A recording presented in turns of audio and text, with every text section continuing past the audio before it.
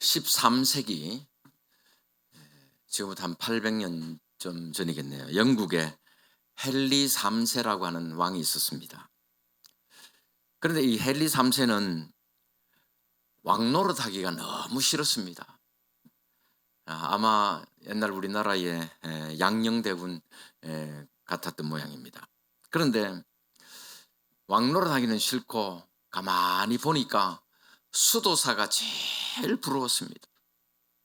수도원에서 하루 종일 기도하고 말씀 보고 그런 수도사가 너무 부러워서 차라리 왕 집어치우고 수도사가 되었으면 좋겠다, 그렇게 생각했습니다.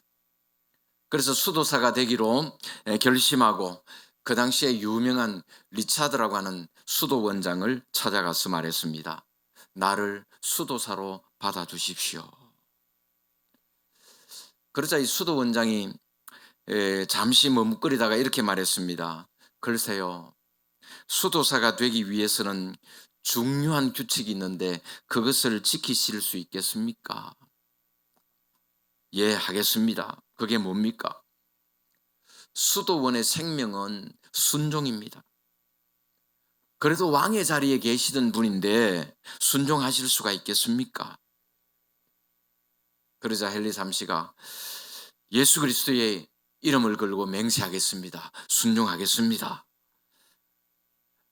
그렇다면 자격이 있습니다. 그러면 제가 첫 번째 명령을 내리겠습니다. 순종하시겠습니까? 예, 뭐든지 순종하겠습니다. 그러자 수도원장이 말했습니다. 명령입니다. 지금 당장 왕궁으로 돌아가셔서 하늘이 왕에게 맡겨주신 백성들을 잘 섬기십시오, 그랬답니다. 여러분, 진정한 사명자는 하나님의 부르심에 응답하여 하나님께서 맡겨주신 일에 최선을 다하는 사람입니다. 하나님은 시대마다 하나님의 일꾼들을 세우셔서 그들을 통해서 하나님의 역사를 이루어 가셨습니다.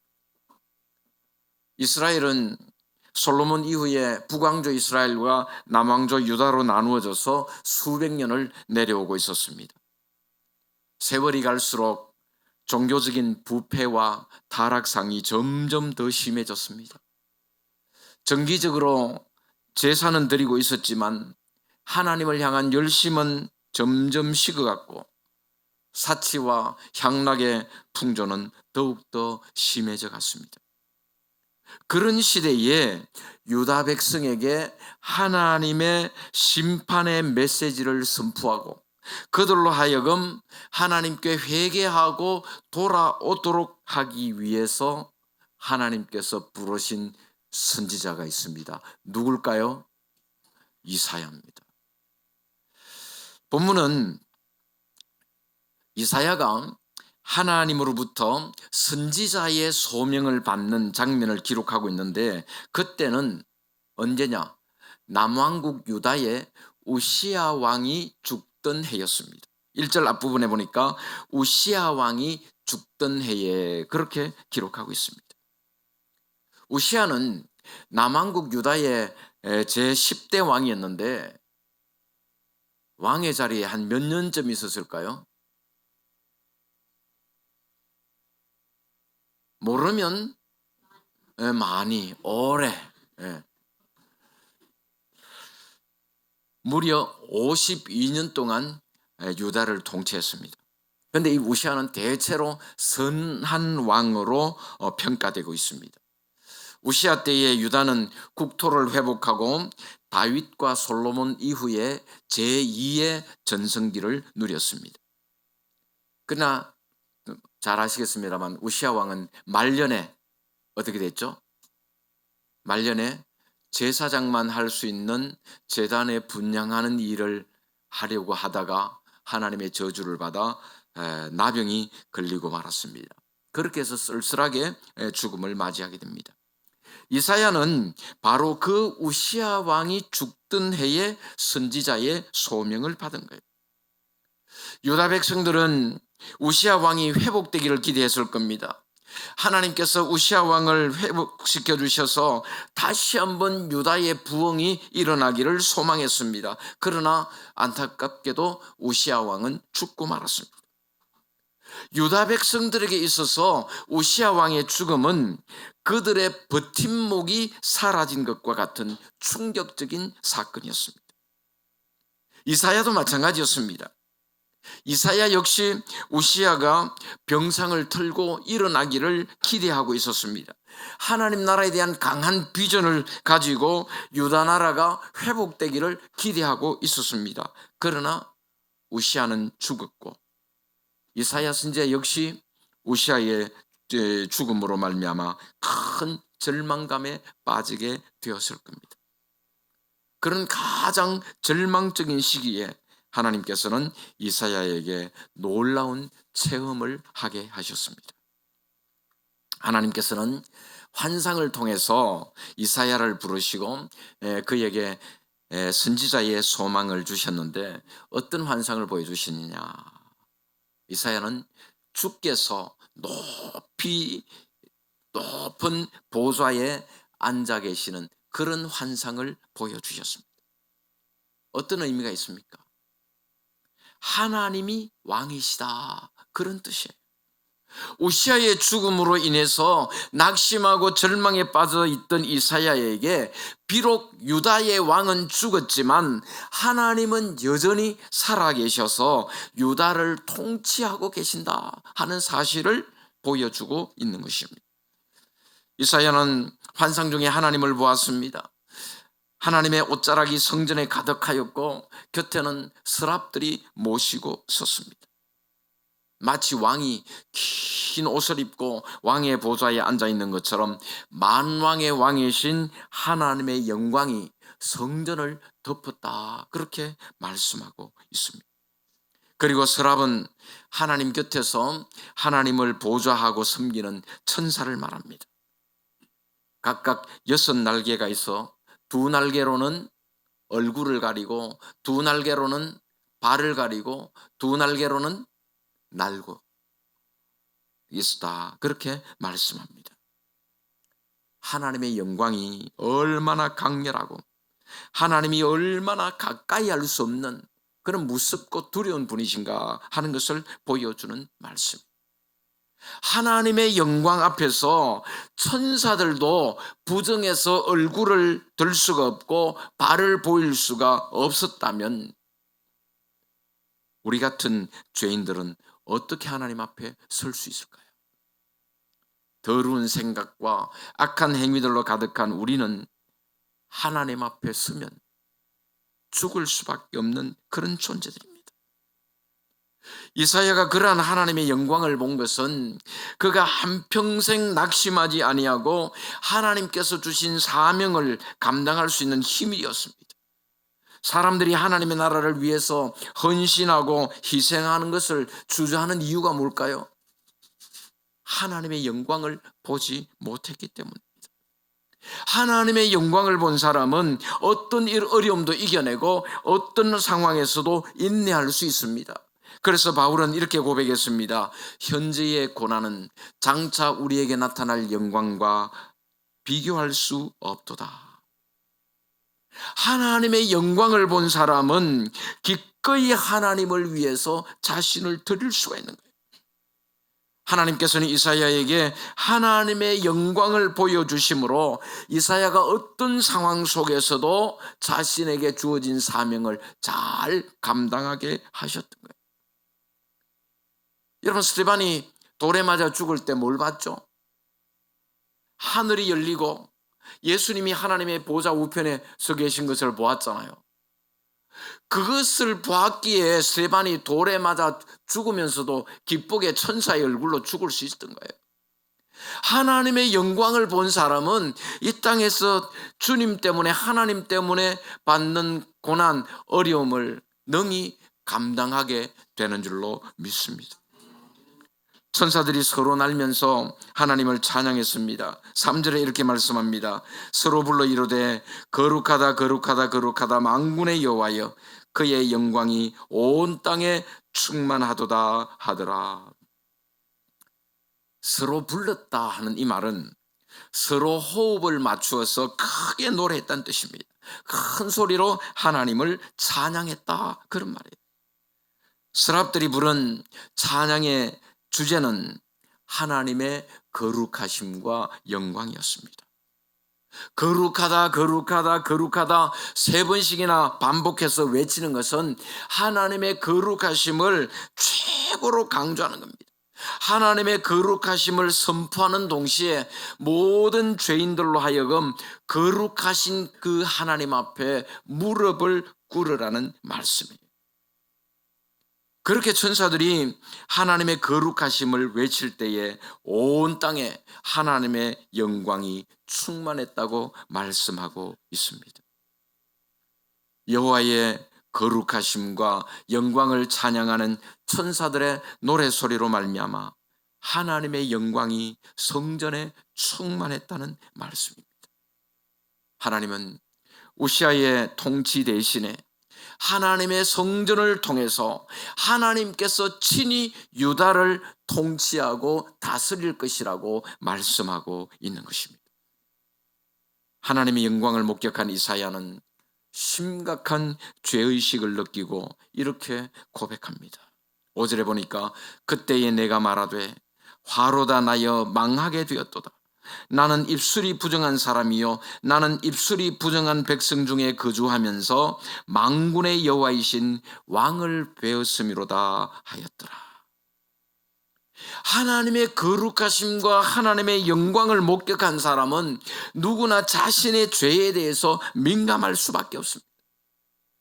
거룩하신 하나님을 만나면 자신이 얼마나 추악하고 더러운 죄인인가를 보게 되는 거예요. 갈릴리 호수에서 예수님을 만난 베드로가 뭐라고 고백했나요?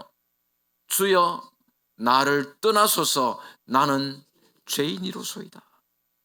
하나님을 만난 사람은 누구나 자기가 죄인이라고 하는 사실을 고백할 수밖에 없는 것입니다. 하나님의 영광을 목격한 이사야는 화로다 나여 망하게 되었도다라고 단식했습니다. 그 당시에 사람들은 죄인인 인간이 하나님을 보면 죽는다고 생각했습니다.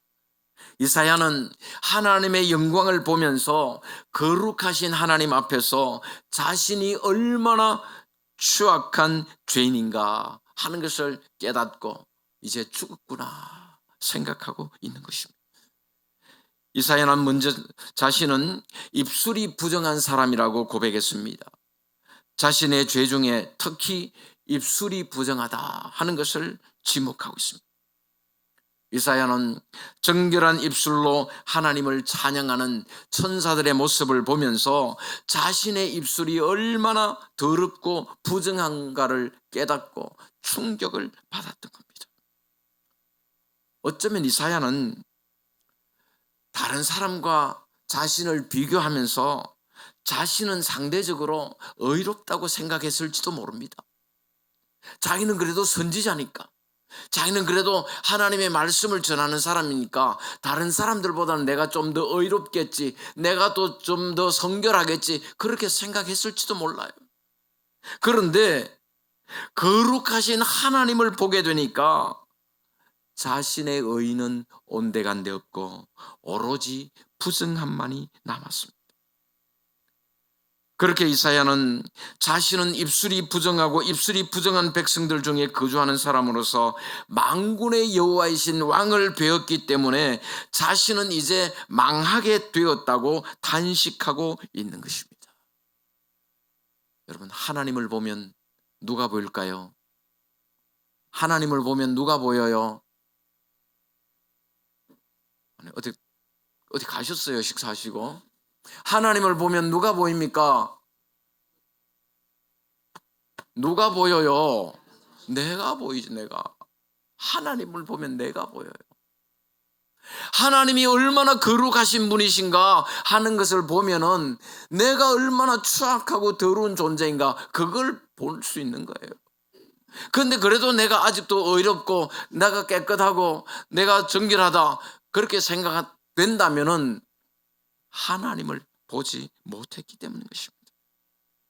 거룩하신 하나님을 본 사람은 자신이 얼마나 추하고 더러운 죄인인가를 보게 되는 것입니다. 그런 상황에서 하나님께서는 이사야의 모든 죄악들을 다 용서해 주셨습니다. 한 천사가 하늘의 제단에서 불타는 숯을 집어가지고 이사야의 입술에 대고 이렇게 말합니다. 내 악이 제하여졌고 내 죄가 사하여졌느니라. 핀 숯을 입에다 댄다는 말은 정결하게 하는 의식이에요. 완전한 속죄를 의미합니다. 하나님은 자신의 죄로 말미암아 양심의 찔림을 받고 주님 앞에서 탄식하는 이사야의 입술을 불로 지져서 깨끗하게 해 주셨던 것입니다. 이사야는 자기 나름대로 올바르게 하나님의 말씀을 전했습니다. 그런데 그런 이사야의 입술과 혀가 하나님 앞에서 그렇게 더럽고 부정했다면 자신의 욕심을 채우기 위해서 거짓과 술수로 가득하고 비방하고 중상모략하는 자들의 입술과 혀는 얼마나 더 부정하겠습니까? 오늘 우리의 입술과 혀가 하나님의 불로 지짐을 당해야 될 줄로 믿습니다. 제단의 숯불로 지짐을 당하게 될 때에 우리의 입술도 정결하게 될 수가 있는 것입니다. 이사야는 영적인 눈으로 하나님의 거룩하심을 보았고 하나님의 영광을 보았습니다. 사죄의 은총을 받았습니다. 그리고 하나님의 음성을 듣고 하나님의 부르심에 응답합니다. 8절에 보십시오. 이렇게 말씀합니다.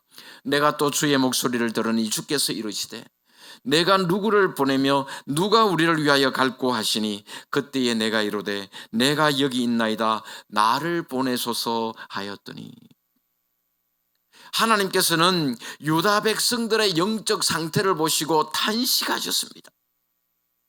자기들 나름대로는 열심히 종교 생활을 하고 있습니다. 자기들 나름대로는 열심히 제사를 드리고 있습니다. 그런데 하나님께서 보신 그들의 모습은 너무나 추악하고 더러운 상태에 있다는 거예요. 그들을 회개시키고 돌이키도록 누군가를 보내야 되는데 보낼 자가 없어서 하나님은 탄식하고 계시는 거예요. 저 백성들에게 누군가는 보내서 저들이 회개하고 돌아오도록 만들어야 되겠는데 아무리 봐도 하나님 보낼 사람이 없는 거예요. 그렇게 탄식하고 있습니다. 그때에 이사야는 탄식하는 하나님의 음성을 들었습니다.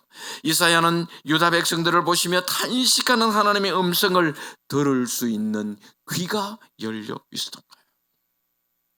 하나님의 음성을 들은 이사야가 즉각 반응합니다. 하나님, 내가 여기 있습니다. 나를 보내주십시오. 입술이 정결하게 되고 자기의 죄악을 용서받은 이사야는 뜨거운 가슴으로 자기가 가겠다고 소리쳤습니다.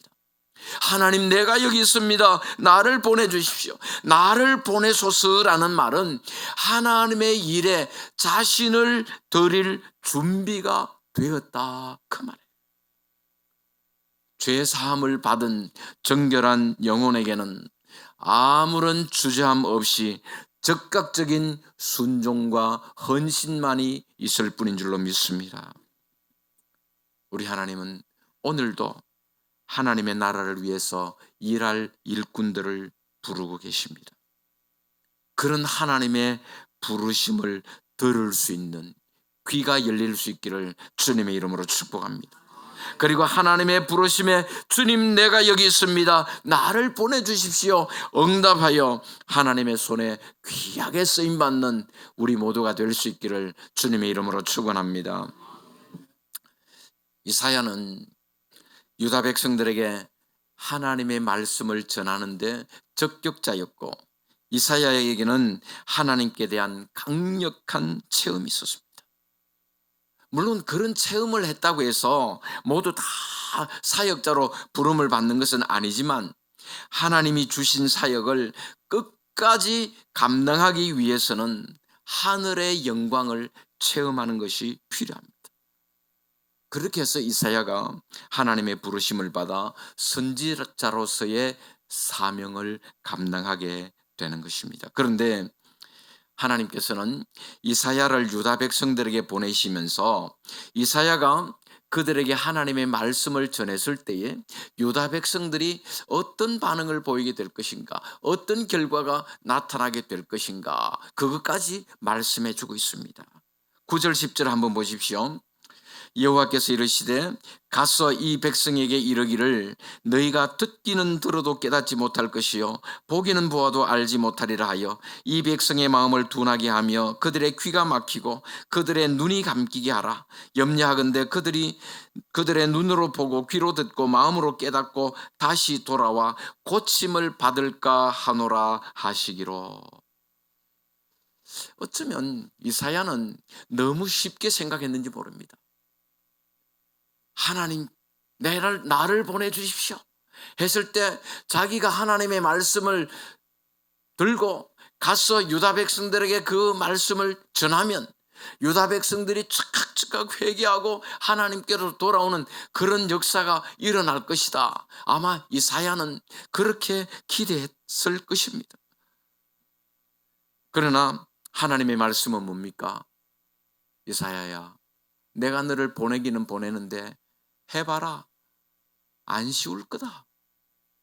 저 인간들이 어떤 인간들인데 쉽지 않을 거야. 하나님께로 돌아오지 않을 것이라고 말씀하는 거예요. 들어도 깨닫지 못하고 보아도 알지 못할 것이라 말씀하셨습니다. 그들의 마음을 둔하게 하고 귀가 막히고 눈이 감기게 하라고 말씀하셨습니다. 그렇게 하는 이유가 뭡니까? 그들이 눈으로 보고 귀로 듣고 마음으로 깨닫고 다시 돌아와 고침을 받을까 하노라. 그냥 뭔가 이상하잖아요. 복음을 전하는 목적이 뭡니까? 말씀을 듣고 회개함으로 고침받게 하는 것이 복음을 전하는 목적 아닙니까? 그런데 하나님은 그렇게 하지 말라고 말씀하시는 거예요.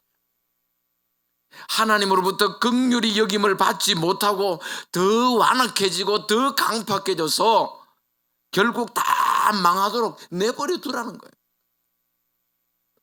참 우리 하나님 가는 보면 좀 이상한 하나님이야. 그렇잖아요. 그럴 것 같으면 선지자를 왜 불러? 쑥 불러가지고 하나님 내가 가겠습니다 했는데 보내시면서 이사야야, 쉽게 말하면 그 말이에요. 이사야야, 너무 애쓰지 마라. 저들 안 된다.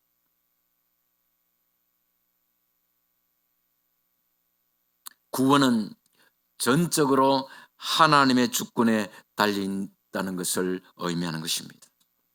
여러분, 우리가 아무리 은혜롭게 복음을 전해도요, 한 영혼 돌아오게 할 수 없습니다. 아무리 열심히 전도한다고 해도 한 사람 구원할 수 있느냐? 안 됩니다. 긍휼히 여길 자를 긍휼히 여기고 불쌍히 여길 자를 불쌍히 여기는 것, 바로 하나님 아버지의 마음이에요. 구원은 전적으로 하나님의 주권인 줄로 믿습니다. 복음을 믿고 안 믿고는 하나님께서 하실 일이고, 구원을 받고 못 받고는 하나님께서 하실 일이고, 우리가 할 일은 뭐예요? 그냥 전하기만 하는 거예요. 전하기만 하는 거예요. 근데 하나님이 하실 일까지 내가 다 하려고 하니까 어려운 거예요. 안 되는 거예요. 어떻게 우리 전도에 대해서 내가 말씀드릴 때마다 이야기합니다만은, 어떻게 말을 잘해갖고 저 사람 좀 꼬셔볼까? 한번 말 잘해보세요. 안 됩니다. 그런데 지나가는 말로 한마디 툭 던져도 그것이 열매를 맺는 거예요. 왜요? 하나님께서 하시는 일이기 때문에 그렇습니다. 그러므로 우리는 무엇보다 하나님께서 그 영혼들을 불쌍히 여겨주시도록, 복음을 듣는 자들이 믿고 주께로 돌아올 수 있도록 그들을 위해서 기도해야 되는 줄로 믿습니다. 이사야는 아마 하나님의 말씀을 듣고 크게 실망했을 겁니다. 그래서 이사야는, 그럼 하나님, 그들이 언제까지 회개하지 않을까요? 하나님께 물어봅니다. 그러자 하나님께서 말씀하십니다. 유다가 망할 때까지 그들이 돌아오지 않을 거다. 저것들은 망해야 된다, 그 말이에요. 하나님께서 그들을 완악한 대로 버려두신다는 말씀입니다. 성읍과 땅은 다 황폐하게 되고 백성들은 죽거나 포로로 끌려가게 될 것이라 말씀하셨습니다. 그때까지 하나님께서는 그들을 버려둘 것이고, 이사야 선지자는 유다 백성들이 끝까지 회개하지 않을 줄 알면서도 끝까지 사랑으로 그들을 품고 그들에게 복음을 전해야 된다는 말씀. 그러나 하나님은 절망적인 상황 속에서도 소망과 위로의 메시지를 주셨습니다. 13절에 이렇게 말씀합니다. 우리 13절 같이 보겠습니다. 13절입니다. 그 중에 10분의 1이 아직 남아있을지라도 이것도 황폐하게 될 것이나 밤나무와 상수리나무가 배임을 당하여도 그 그루터기는 남아있는 것 같이 거룩한 씨가 이 땅에 그루터기니라 하시더라. 아멘. 유다가 망하게 되지만 완전히 망하도록 버려두시는 것이 아니라 그루터기는 남겨두시겠다.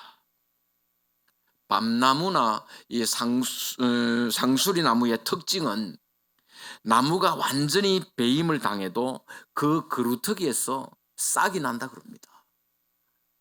그런 강인한 속성 때문에 밤나무와 상수리나무가 이스라엘을 상징하는 그런 나무로 선택된 것 같습니다. 비록 유다가 죄로 인해서 비극적인 참화를 당하게 되지만 그 중에 하나님께서 택하신 자들은 마치 잘린 나무의 그루터기처럼 생존하게 되리라는 말씀이에요. 거룩한 씨가 이 땅의 그루터기니라 말씀하셨습니다. 대부분의 백성들이 부패하고 타락한 상황에서도 거룩하게 살려고 애쓰는 백성들이 남아 있었습니다. 거듭되는 심판을 겪고서도 끝까지 살아남을 이스라엘의 남은 자들을 가리키는 말씀이에요. 하나님께서는 그렇게 남은 자들을 통해서 새로운 하나님의 백성, 새로운 하나님의 나라를 세워가시게 되는 것입니다. 사랑하는 성도 여러분, 우리 하나님께서는 부패하고 타락한 유다 백성들을 향해서 하나님의 심판의 메시지를 선포하여 그들을 돌이키도록 하기 위해서 이사야를 선택하시고 그에게 하나님의 영광을 보여주셨습니다. 이사야가 하나님의 영광을 본 것은 그가 한평생 낙심하지 아니하고 하나님께서 주신 사명을 감당할 수 있는 힘이었습니다. 하나님의 영광을 본 사람은 어떤 어려움도 이겨내고 어떤 상황에서도 인내할 수 있습니다. 하나님의 영광을 본 사람은 기꺼이 하나님을 위해서 자신을 드릴 수가 있는 것입니다. 하나님을 만나고 하나님의 영광을 볼 수 있기를 주님의 이름으로 축복합니다.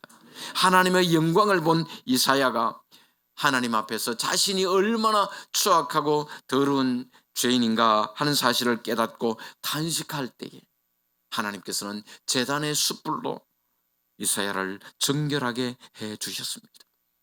회개하고 죄 사함의 확신이 있는 자가 주의 일을 감당할 수가 있는 것입니다. 이사야는 유다 백성들의 영적 상태를 보시고 탄식하시는 하나님의 음성을 듣고 자신이 유다 백성들에게 하나님의 말씀을 전하겠다고 하면서 자신을 보내달라고 합니다. 이사야는 하나님의 일에 자기를 드릴 준비가 된 사람이었습니다. 오늘도 하나님께서는 하나님 나라를 위해서 일할 일꾼들을 찾고 계십니다. 예수님께서는 목자 없는 양과 같이 고생하는 무리들을 보시고 불쌍히 여기시며 제자들에게 말씀하셨습니다. 추수할 것은 많되 일꾼이 적으니 그러므로 추수하는 주인에게 청하여 추수할 일꾼들을 보내주소서 하라. 하나님의 부르심에 이사야처럼 하나님 내가 여기 있습니다. 나를 보내주십시오. 자신을 드릴 수 있기를 바랍니다. 그렇다고 해서 우리 모두가 다 목회자가 되고 선교사가 되어야 된다 그런 말은 아닙니다. 현재 내가 있는 자리에서 현재 하나님께서 내게 맡겨주신 그 일에 최선을 다하면 되는 것입니다. 내가 있는 그곳이 바로 선교지고 내가 만나는 그 사람이 바로 선교의 대상이라는 사실을 우리는 기억해야 되는 것입니다. 오늘 우리에게도 우리를 부르시는 하나님의 음성을 들을 수 있는 귀가 열릴 수 있기를 바랍니다. 그래서 일꾼을 부르시는 하나님의 부르심에 응답해서 하나님의 나라를 위해서 자신을 드릴 수 있는 우리 모든 성도들 다 되시기를 주님의 이름으로 축원합니다.